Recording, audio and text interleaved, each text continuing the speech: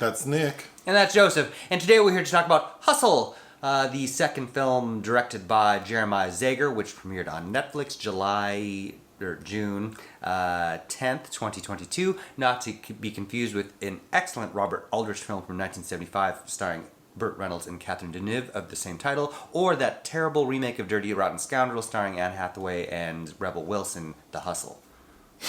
Or Hustler starring J-Lo. Yeah. Featuring 2 Janet Jackson songs. What is Jeremiah's first movie? He was a documentarian, but who I believe is from Philadelphia, which is pertinent to this film. He, a couple years ago, adapted We the Animals, starring Raul Castillo, who shows up in one scene in this film, which is based on a novel that was very well received at Sundance, about a family falling apart told from the perspective of the children, which is a film I would recommend. I know people are going to say that we automatically don't like sports movies, but that's not true. That's not true. I could name a couple for sure. The basketball movie with Ben Affleck. Can you name it? No, The Way Back. There you go. Ooh, I can't believe I knew that. Yeah, that is a pretty good film. And I was very excited to watch that football, NCAA movie. I asked you if we could watch it. Yes. 6 months ago. Mm-hmm. I didn't like it, but I was excited National to see Champions? it. Yeah. Mm-hmm. Yeah, I actually did kind of like that movie. It was a little rough around the edges, yes. But interesting. But I did not care for this one. No, this shit feels like an after-school special to me. The quality of it. The writing is pretty... It does feel very cliche. I think that if you do... it's produced by LeBron James, and if there are a bevy of notable real-life basketball stars that are sprinkled throughout this, so if you like that, you might get a kick out of seeing a lot of those people, including Gnarls Barkley and Shaquille O'Neal. Too many... Charles Barkley. Gnarls Barkley. I know, at least I know that. That's true. I agree with you. If a person's into professional basketball, they will probably find this interesting. But this pales in comparison to something like Blue Chips, which William Friedkin directed in 1994, which has a very similar vibe with Nick Nolte and Shaquille O'Neal. That was a big flop at the time, I remember, but I do remember liking that film. This is doing a lot with showing kind of the politics behind who gets picked for what. I didn't know anything about this movie before we started it. I assumed it was a comedy based on the fact that Queen Latifah was playing Adam Sandler's wife. But it is not a comedy at all. Which is interesting because she's also in a basketball-affiliated film where she's that physical therapist helping out Common in Just Right. Oh, that's right. You remember? Right. Which is also had a suspect romance, I think. Oh. But well, here, let me tell the basic story. So Adam Sandler plays a scout for a basketball team called the 76ers, which I believe is a real team. And then, so he's doing that, and that job is very taxing because he has to be gone from home all of the time. And we get a little montage of him traveling all over the world. When he returns home, it's clear his family misses him, which is his wife, played by Queen Latifah, and his teenage daughter, who's played by someone. Jordan Hall. So he's very happy to learn from his boss, played by Robert Duvall, that he's being pulled from being a scout, and he is now going to have an office as the assistant coach for the Philadelphia 76ers. But on the same day, I think, or the day after, we find out that Robert Duvall has died. Mm-hmm. Robert Duvall has 2 children, a son and a daughter. The daughter seems to have a good relationship with Adam Sandler's character, but she's not really involved in the organization. Which is played by Heidi Gardner of SNL. And the son, played by Ben Foster, whose name is Vincent, he's very much a part of the organization and is made to seem like a complete asshole. And right away, when we see that Adam Sandler, on his first day of coaching the team, Vincent tells him, I still need one more star player for my team. So you're off the bench, or on the bench. I don't know what it means. You're not coaching anymore. You need to go find me my star player. And Adam Sandler begs, please, I haven't been home for my daughter's birthday in 9 years. I don't want to do this. And Vincent says, I'm not asking you. So Adam Sandler goes to Spain. We can get it. I have so many notes, so I'm just going to go through it. Adam Sandler goes to Spain, finds this guy named Bo Cruz, played by Juancho Hernangómez, who's a real-life basketball star. Like he plays for an NBA team. Okay. And Do we know which one? No. I believe he was wearing... I was a little confused because the end credits are showing all of the real life basketball people who are in the movie. And they're all wearing jerseys. They're showing clips from all of them from different games. So I don't know. It's a montage. Maybe... What's his name again? Juancho? Maybe he plays for the Celtics? I don't know. It's clear that he's not an actor. Well, we'll get into that. So, Adam Sandler finds Bo Cruz on site, is like, you're a star. I can make you a star. He calls Vincent, and Vincent's like, no, I don't like him. Don't bring him back. And Adam Sandler decides to, like, bankroll bringing this kid back to the United States to get him to play in something called a combine. The draft combine, yep. Which apparently is like a game where people... I don't know. Like, to showcase these players before they get drafted. And, yeah, cements who gets selected. Because I guess not all of them are from college. Because wouldn't people see them while they play college basketball? That's correct. So for people who they don't see in college, this is the game for them? I don't know. Anyway, there are a lot of obstacles, but Bo does get to the combine, and then there's an incident where he kind of messes up. Sure. So then he decides to go back home to Spain. But literally, as he's about to board the plane and Adam Sandler's dropping him off, he gets a call like, oh, there's another like secret game where it's just going to be players and like, they call them like front office people, which I guess is like a term for like owners. So yank his ass off the plane, go play that game, and he plays perfectly. And the rest is history. He's drafted and he's on the 76ers, and then we find out that the daughter, the SNL lady, they don't even bother to explain what happens to Vincent. She just, I wrote it down. She says something like I need to read what he made a mess of things. He made a big mess and I could use some help cleaning up. Okay, so I guess Vincent's out of the picture. I don't know what sort of contractual legal I assume that the son inherited the team. I don't know. Anyway, the daughter says, I need your help. So then we flash forward 5 months later. Bo Cruz is playing for the 76ers and Adam Sandler is the assistant coach. The end. And Adam Sandler's character used to be, whose name is Stanley Sugerman, used to be a basketball Suzanne Sugarbaker. was a basketball player, but was in a horrible accident which injured him, which keeps getting referenced. It keeps getting referenced. Well, okay. Should I just start going through my notes? First of all, so it was written by Will Fetters, who has written several kind of romantic melodramas, including the recent Star is Born remake. But if you hold up posters of The Lucky One starring Zac Efron with, is it The Best of You starring James Marsden? Those look like the same damn movies. But it's that and co-written by Taylor Materne, whose only previous credits are writing for video games. I thought the writing was so corny. The dialogue is so cheesy.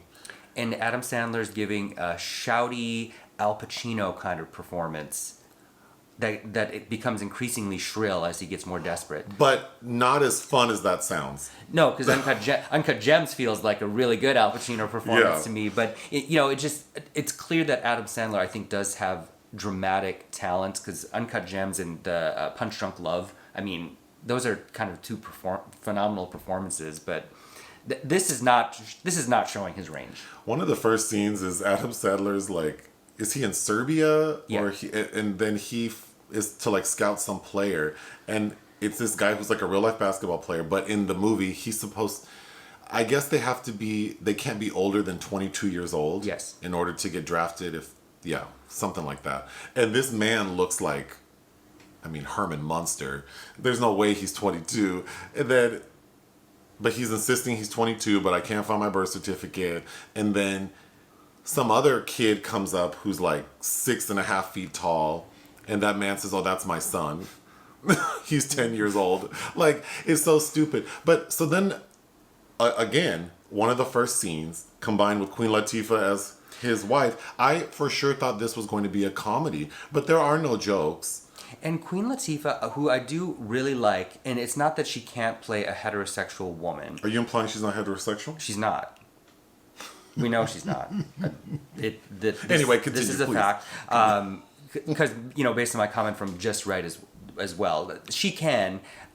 She has no chemistry with Adam There Sandler. isn't a drop of chemistry between the two, and in any way, like they don't even make sense as drinking buddies. I think they make the most sense as brother and sister, maybe.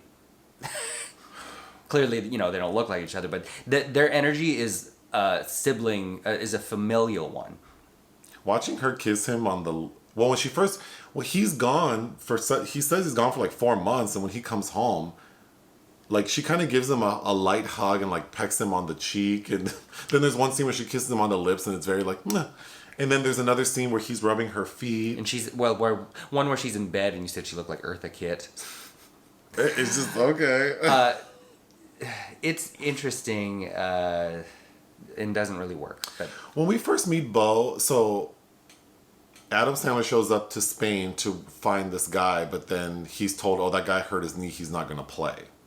So he's like, why'd you have me come out here? Like, so he gets upset and says, hey, where can I go shoot some hoops? Which is the first sort of messaging we get that maybe Adam Sandler's character intended to play in the NBA, which seems kind of like, I would need a little more evidence of that to believe that a man who looks like Adam Sandler thought that he was going to play in the NBA. Yeah. But anyway, he goes to this like street basketball court, which feels like very, I don't know. I don't know how people play basketball in the streets. It seemed a little corny to me how it was going down. But it's these two guys, Bo and this other guy who's significantly shorter than him. And they get into an argument and they settle it by saying one-on-one. Whoever wins gets all the money because they're playing for cash. And I'm thinking like, did anyone think that the short guy was going to beat the big guy? Who we had already witnessed play basketball like he's great. And he's also 2 feet taller. So I don't know what kind of tension there was supposed to be, except that we see Adam Sandler in the background like, oh, who's that guy? And they don't know. I thought that shit was so corny. It is because what we see of Bo playing is that he's good at blocking. Because he's tall. He's a big-ass dude. He's also very good looking. So he doesn't have much acting talent.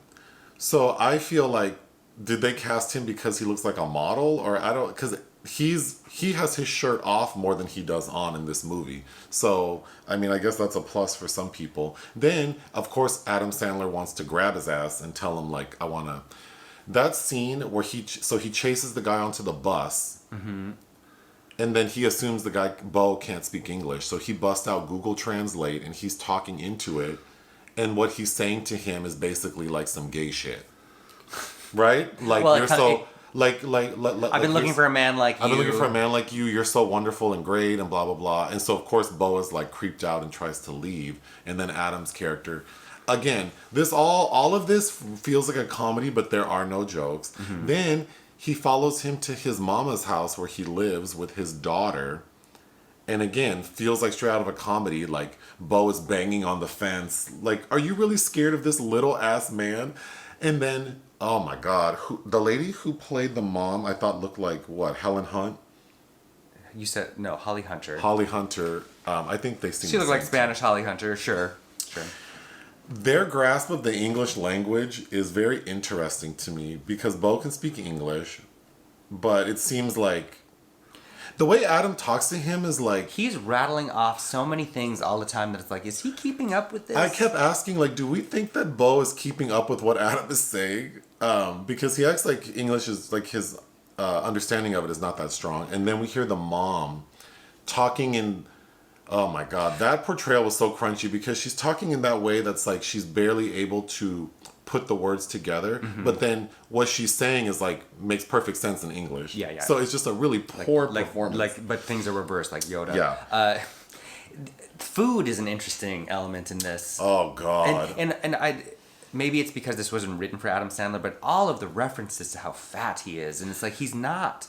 There are at least like 3 references to him being fat. I think there's even more than that. Because when he comes home initially, Queen Latifah's like talks about how big he looks. Oh, that's right. And it's like he looks like an average sized person. He looks normal. He looks good for Adam Sandler, actually. But then how Bo eats in the hotel room, because he gets like there's 6 different kinds of Philly cheesesteaks, and he gets one of each and takes a bite. And he has this rule that he only eats 1 bite so he doesn't get fat. Like again, talking about being fat. But even before we get there, Adam Sandler's character is supposed to be like a top-notch NBA scout.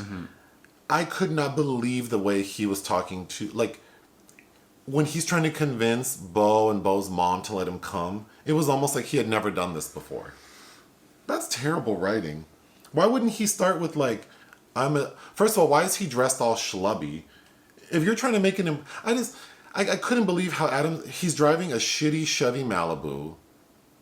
It would be like if your real estate agent showed up on the bus. Yeah. You'd be like wearing like sweatpants. Like, what? That's how his character presents himself. So then I'm thinking, oh, he must be slick with his tongue. Nope. No, not really. Not at all. He seems like there are several moments where he really needs to communicate something effectively and he just fumbles through it. How are you successful in this job? And then we get this. So Ben Foster tells him that we're not going to take your guy. You're done. You're done. Go back and get somebody else, and guess your daughter will have to wait till next year for you to see her on her birthday. Like, just so on the nose, being an asshole. I hated that character. So Adam Sandler, well, Ben Foster's, that's kind of his bread and butter role for him. But he's written like such a basic villain, kind of. He definitely is. But then, of course, Adam Sandler explodes and says, I quit. He's going to take it upon himself to train this player on his own and then somehow get a position through another cohort at the combine. And then we get a really long montage of training sequences set to, there's all kinds of moments where this movie is trying to have swagger, is what it's doing with its musical selection. Well, and there's a really long montage with 2 different songs of this training that goes on. It was unbelievable how long it took. Well, before we get there, there's a really odd plot point because when Adam has Bo practicing initially, he has his daughter like filming it. Because she wants to be a film student. And it's so awkward because she clearly has like the hots for Bo. Like this young teenage girl. And all we get is Adam No, we don't even get him acknowledging it. It's the mom who says like, right, like cool down or something. Yeah. I thought that was really awkward. Like you said, I thought the music was very distracting. I don't know, like I guess it's trying to have some swag. Like it just feels so played out, like what it's trying to do with that.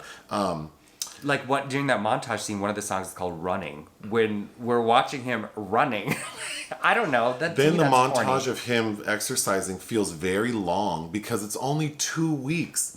The amount of time that this guy has to get into tip-top shape is 2 weeks, and that montage felt like it was 2 weeks long. And Queen Latifah is doing food prep all of a sudden for this kid because he finally reveals to her what's happening and that they're footing the bill for him, and he's apparently watching all this expensive pornography in the hotel room. Again, sounds like it would be from like a slapstick comedy, but there are no jokes. The plot point of Queen Latifah's character not knowing that they're footing the bill, which has to be it couldn't have been less than $100,000 because he's staying at the Lowe's in Philly, ordering all this room service, and he's been there for a month. And then he's paying for all this other stuff. It can't have been cheap. And also the theme, the underlying motif that Robert Duvall passes on to Adam Sandler that is repeated is never back down, which reminds me of like Galaxy Quest, like never give up, never surrender. I wanted to go back to the daughter first filming him. There are some really awkward and unflattering close-ups of like Adam Sandler and the other players that are just very interesting. His character bets his career on this kid who he's only known for like a day. And he wasn't backed up against that kind of a corner. No. It's not like as in The Way Back with Ben Affleck, right, where it's like this needs to happen for him and he's an alcoholic. He does tell Queen Latifah at a point he wants to quit his job, but quitting your job is not the same as footing this It becomes inflated so quickly, it just becomes nonsensical. So things go left when Adam has Bo play in the combine, and there's this other player, like the number 1 pick, who is instantly like antagonizing Bo at a level that just seems to not even make sense. Like we get a lot of audio, like as the audience, we can hear this other player played by Anthony Edwards, who's telling Bo like, your mama ain't shit, your feet stink, you can't play, like trying to get in his head. So then Bo gets kind of violent, And he has a history. And then of he violence. walks out of the combine. So then we get all this commentary like, that's in the history of the NBA, when that has never happened. And then Vincent gets on like ESPN or whatever and says, yeah, Suzanne Sugarbaker brought his ass here against my wishes. The 76ers have nothing to do with this. He has a history of violence because we find out that Bo like has aggravated assault charges. That clip is so bad because right after that soundbite, the interviewer goes, "We love your dad." Oh, and then okay, so now Bo done fucked up because he like no one's gonna draft him because they say like they don't want players who can't keep their cool or something. So then the daughter, the aspiring filmmaker, comes up with this bright idea because Adam Sandler's character is friends with the basketball player Dr. J, Who's a real person. who's a real person, and he has a video that's gone viral of him playing basketball on YouTube. So the daughter goes, oh, well, why don't we just make a video of Bo? So then there's another long montage of something called hashtag Bo challenge or something, and it's people playing Bo, but of course Bo is whooping everyone's ass. And that gets him enough attention that he gets invited to another game. Which again is kind of this fairy tale concept of social media as the great equalizer. But I'm so confused because Bo, everyone knows who Bo is. Like, he was in this combine, which was televised, and then Vincent is on all like the major sports channels giving interviews about how this guy's infamous. How would everyone not know who he is? And In then this world. And then the major plot point of getting him to move forward is, well, we got to get everyone to know who he is. They already know who he is. They've already seen what he can do. I'm so confused by that. Then he messes up. No, he gets invited back to play for that secret combine or whatever. And then one of the owners is like several characters like, who is that? Who's that guy? That and your then boy? the other character says, oh, I don't know. How the hell do you not know? He went viral and he had that incident at this I'm so confused. All of the sports channels were talking about this guy. Yeah. How could anyone that involved in the sport not know? I thought that was terrible writing. Because it is. And everything involved with Anthony Edwards antagonizing him, it's like, why? To what end? To what end? We're told he's this exhibitionist that wants to show off all the time, but this is the kind of behavior he's not being told to do. It's not like a plot of Ben Foster's character, and nobody else can see what's going on. So why, like, basically intimate that you're gonna screw his daughter? Oh, God. Like, it's just so extra and so over the top. Then we get back-to-back screaming scenes. The first one is when Bo finds out that Adam didn't have anyone's backing to bring him to the States. And he's like, you fucking lied to me. Then we get Adam on the phone trying to pull in favors because he has this long history with the NBA and no one's trying to mess with him. So he's screaming on the phone. Then he has an emotional moment with Queen Latifah. Again, zero chemistry, zero, like, she's hugging him and we see her looking to the camera and it's just like, this couldn't feel more flat. And I couldn't care less. I'm also so confused. Do they have money? Like, I would assume his character would have money and they live like very humble accommodations. They're super stressed out about this money. So confused by that. The price of chips comes up a few too many times for them to not seem like this is feasible for them to do. Then when Adam takes Bo to the airport to send his ass back home, he goes, coaching you is the best month of my life. And then it's supposed to be like a sincere moment, but then looking at the way you see this big tall ass man going up the escalator looking back like he wants to be like, and then the way Adam Sandler's looking, again, it felt like it should be a comedy, but there are no jokes. Yeah. Oh my God. My last note is that after it's all said and done, and now Bo is like an NBA player, we see that he's gotten a tattoo on his arm that says never back down, which is something that Adam Sandler's character told him. There's also this relating to the tattoo because Adam Sandler's daughter has the hots for him and she's seeing him shirtless and she's like, oh, what are these tattoos? What's that little chickadee? Yeah, because she's like admiring his body. And then he's like, oh, this is for my daughter. This arm is for my mom. And then she says, what about your dad? And then he goes, well, this arm is for him, and there are no tattoos. So it's brought up many times that Bo doesn't have a relationship with his father. So, of course, throughout the film, I'm like, oh, so Adam Sandler's going to be his father figure. But it never really... It's never George Michael enough. Yeah, he's not his father figure, really. Yeah. They don't play that up. So I'm really so confused what the point of this movie is, except like you said, in the end, it's like everyone deserves like a second chance. Yes. But this kid wasn't trying to be in the NBA. He was in Spain working as a construction worker and never thought that that was an option for him, and until you came along to exploit his talent. Like, that doesn't make sense as something that's like a second chance. Yeah, and Adam Sandler's redemption and second chance is also a little wonky, but... I really think the only way this would have worked to me is with the casting the way it was, is if it were a slapstick comedy and Adam Sandler like somehow made some guy who's like 5'3" an NBA player. But as it is, it just felt so predictable. Like, obviously this guy who's super hot and super talented. Like fantasy football meets Fantasy Island. Right. Like, if he doesn't make it in the NBA, he can set up OnlyFans and he'll be fine. Like, it just, nothing about this character, that Bo guy felt like I was like nervous for him that he's not going to make it. Or and if anything, I was frustrated by the very cliched beats that it goes through of anxiety and tension and dread. But I don't have anything else. I do know the difference between Charles and Gnarls Barkley, and it's too bad that No, I know you do. I know, but it's too bad CeeLo ended up being a creep, right? Yeah, I don't have anything else either, except I just felt this was really underwhelming and kind of a surprise considering I did really like Zagar's narrative debut, as I said, We Damn. What would you give it? 1.5. I would give it 1.5 as well. Hit the thanks button. Listen to our podcast. Bye.